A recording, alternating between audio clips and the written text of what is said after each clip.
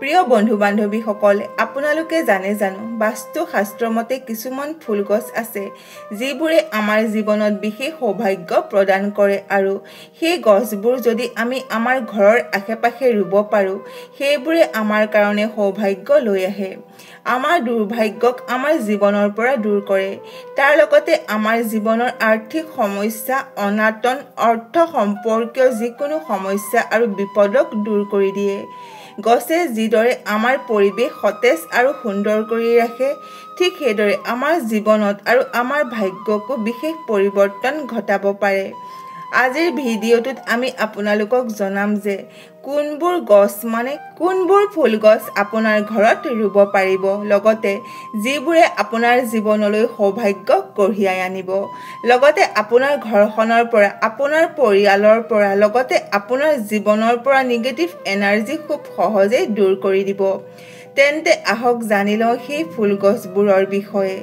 ভিডিঅ'টোৰ মাজলৈ যোৱাৰ আগতে আপোনালোকৰ ওচৰত এটা সৰু অনুৰোধ, যদি আপোনালোক আমাৰ এই চেনেলটোলৈ নতুনকৈ আহিছে তেন্তে আমাৰ এই ভিডিঅ'টো লাইক কৰি আন 10জনে উপকৃত হ'ব পৰাকৈ ভিডিঅ'টো শ্বেয়াৰ কৰি দিয়ে যেন। আৰু যদি আপুনি মা লক্ষ্মীৰ প্ৰিয় ভক্ত হয় তেন্তে কমেণ্ট বক্সত জয় মা লক্ষ্মী বুলি লিখি দিবলৈ পাহৰি নাযাব। তেন্তে আহক ভিডিঅ'টো আৰম্ভ কৰোঁ। প্ৰিয় বন্ধু বান্ধৱীসকল, আমাৰ জীৱনত গছে কিন্তু এক বিশেষ ভূমিকা পালন কৰে। আমি সুস্থ থকাৰ পৰা আদি কৰি আমাৰ দীৰ্ঘায়ু পৰ্যন্ত, কাৰণ এই প্ৰকৃতিয়ে আমাক সুস্থ আৰু সতেজ কৰি ৰাখে। প্ৰকৃতিৰ পৰা আমি প্ৰচুৰ পৰিমাণে অক্সিজেন পাওঁ। এই অক্সিজেনে আমাক সুস্থ হৈ থকাত সহায় কৰে। এই অক্সিজেনৰ অবিহনে আমি জীয়াই থাকিব নোৱাৰোঁ। শাস্ত্ৰমতে এনেকুৱা কিছুমান গছ আছে যিবোৰ আমাৰ ঘৰখনৰ বাবে অত্যন্ত অশুভ, লগতে আৰু কিছুমান গছ আছে যিবোৰ আমাৰ ইতিবাচক শক্তি আৰু আমাৰ জীৱনলৈ সৌভাগ্য কঢ়িয়াই আনে। হিন্দু শাস্ত্ৰ বা বাস্তু শাস্ত্ৰত কিছুমান বিশেষ গছৰ কথা কোৱা হৈছে যিবোৰ কিন্তু অমূল্য, চমৎকাৰী, অলৌকিক এজোপা গছ। এই গছজোপা ঘৰত থাকিলে ইয়াৰ গুণাগুণ বা ইয়াৰ উপকাৰিতা কেতিয়াও গণি শেষ কৰা নাযাব। এইজোপা অত্যন্ত মূল্যৱান এজোপা গছ। এই গছজোপাই ইমানেই সৌভাগ্যক আকৰ্ষিত কৰে যে তাৰ কোনো তুলনা নাই। সেই গছজোপাৰ নাম হৈছে জবা ফুলৰ গছ। কিন্তু বন্ধুসকল, জবা গছ বহু ধৰণৰ আছে, যেনে বগা জবা, ৰঙা জবা আৰু ঝুমকা জবা। এনে ধৰণৰ জবা ফুল আমি দেখিবলৈ পাওঁ। লগতে আৰু বিভিন্ন ৰঙৰ জবা ফুলো আমি দেখিবলৈ পাওঁ। বিশেষকৈ এই ক্ষেত্ৰত আপোনালোকক কৈ দিওঁ যে বাস্তুক ঠিকেই ৰাখিবলৈ বা অৰ্থ আকৰ্ষণ কৰিবলৈ আৰু লগতে পৰিয়ালৰ মংগলৰ কাৰণে বগা জবা অৰ্থাৎ বগা জবা ফুলৰ গছ অৱশ্যেই ৰুব লাগে। ইয়াক আপোনাৰ ঘৰখনৰ কাৰণে অত্যন্ত শুভ বুলি ধৰা হয়। গতিকে বন্ধুসকল, ঝুমকা জবা যিটো ঘৰখনৰ কাৰণে একেবাৰে উপকাৰী নহয়। এই জবা ঘৰত থাকিলে অশুভ ফল প্ৰদান কৰে। গতিকে বন্ধুসকল, এই ঝুমকা জবা ফুলৰ গছ কেতিয়াও ঘৰত নুৰুব, কাৰণ জ্যোতিষ শাস্ত্ৰৰ মতে এই গছ ৰোৱাটো নিষিদ্ধ বুলি কৈছে। আপুনি দেখিব যে এই ঝুমকা জবা ফুলৰ ফুল কাণফুলিৰ দৰে ওলমি থাকে। গতিকে এই গছ কিন্তু ভুলতো নুৰুব। লগতে আপোনাৰ আশে-পাশে ৰঙা জবা ফুলটো আপুনি বহুতেই দেখিবলৈ পায়, কিন্তু তৎক্ষণাত বগা জবা ফুল আপুনি দেখিবলৈ নাপায়। এই ফুল খুব কমকৈ দেখিবলৈ পোৱা যায়। আপোনালোকে ৰঙা জবা বা অন্য ৰঙৰ জবা ফুলৰ গছ ঘৰত ৰোপণ কৰে আৰু খুব সোনকালে সেইবোৰ গছ বৃদ্ধি পায়, কিন্তু এই বগা জবা ফুলৰ গছ অতি সহজে নহয় আৰু কিবা কাৰণত হ'লেও গছজোপা মৰি যায়।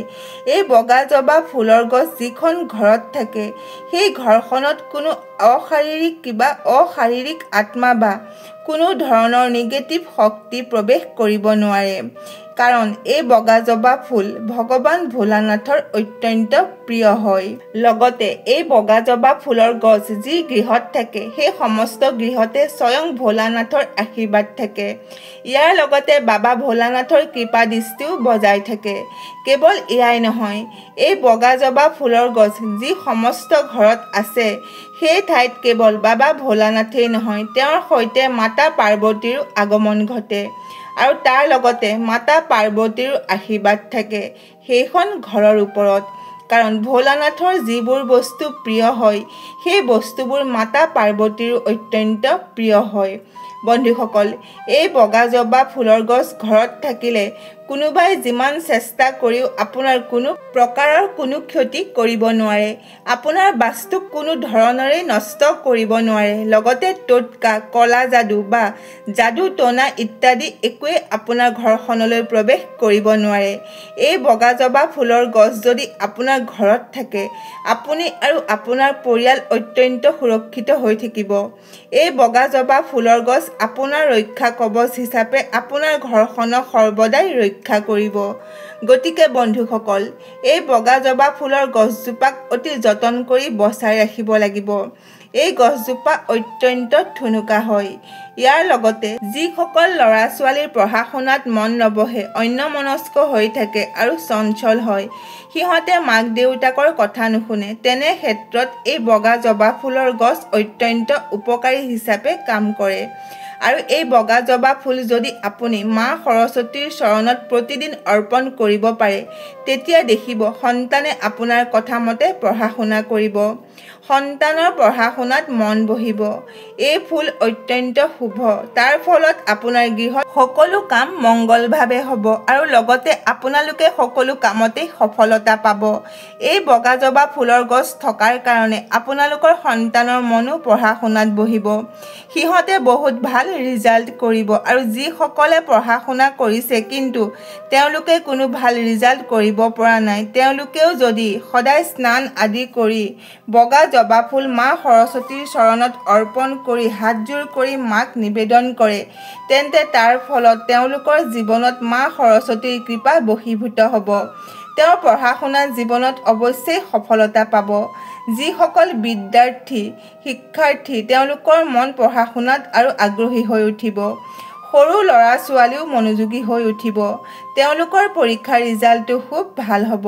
তেওঁলোকে যিকোনো পৰীক্ষাত ভালদৰে সফলতা অৰ্জন কৰিব। গতিকে বন্ধুসকল, আপোনালোকৰ ঘৰত যদি বগা জবা ফুলৰ গছ নাই, তেন্তে এতিয়াই এই গছ ৰুই লওক। এই গছে আপোনাৰ জীৱনত আৰু আপোনাৰ পৰিয়ালত খুব ভাল ফল প্ৰদান কৰিব, সৌভাগ্য বঢ়াব।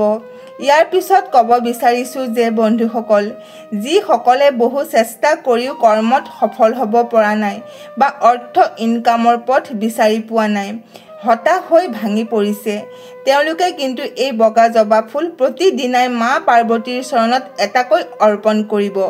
দেখিব আপোনালোকৰ ৰৈ থকা কাম মুহূৰ্ততেই আগুৱাই যাব। আপোনালোকে সফলতাৰ মুখ দেখিব।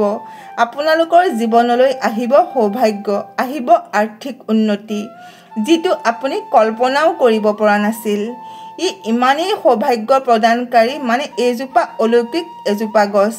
বন্ধুসকল, এই গছ আপুনি ছাদতো ৰুব পাৰে, নাইবা ঘৰৰ যিকোনো ঠাইতো ৰুব পাৰিব। তুলসী গছৰ দৰে এই বগা জবা ফুলৰ গছক অত্যন্ত পবিত্ৰ বুলি মনা হয়। জ্যোতিষ শাস্ত্ৰত বা বাস্তু শাস্ত্ৰত এই গছৰ মহত্ব আৰু গুণাগুণী অপৰিসীম। আমাৰ জীৱনত বা আমাৰ পৰিৱেশত বন্ধুসকল, এই গছজোপা যদি আপুনি যত্ন সহকাৰে নুৰুৱে, তেন্তে কিন্তু এই গছ কেতিয়াও নাবাচে। এই গছজোপা আপুনি যত্ন কৰি খুব ভালদৰে ৰুব লাগিব। সেইকাৰণে যত্ন কৰিব লাগিব, তেতিয়াহে এই গছজোপা আপোনাৰ ঘৰত খুব সুন্দৰকৈ হ'ব। এইবাৰ জনাম যে যিসকল লোকৰ গৃহত অশুভ শক্তি, অশুভ দোষ বা বাস্তু দোষ আছে, তেওঁলোকৰ গৃহত কিন্তু ৰঙা জবা ফুলৰ গছ খুব সহজতে হ'লেও বগা জবা ফুলৰ গছ কিন্তু অতি সহজে নহয়। এই বগা জবা ফুলৰ গছ কিন্তু খুব যত্ন সহকাৰে ৰুব। বাবা মহাদেৱ আৰু মাতা পাৰ্বতীৰ আশীৰ্বাদ যদি পাব বিচাৰে, তেন্তে এই বগা জবা ফুলৰ গছত সদায় পানী দিয়ক। সেয়া সাধাৰণ পানীও হ'ব পাৰে, নাইবা গংগাজল মিশ্ৰণ কৰিও আপুনি এই গছত দিব পাৰিব। এনে কৰিলে আপোনাৰ জীৱনৰ বাবে অত্যন্ত শুভ বুলি ধৰা যায়। মানে আপুনি আপোনাৰ জীৱনত শুভ ফল পাবই পাব।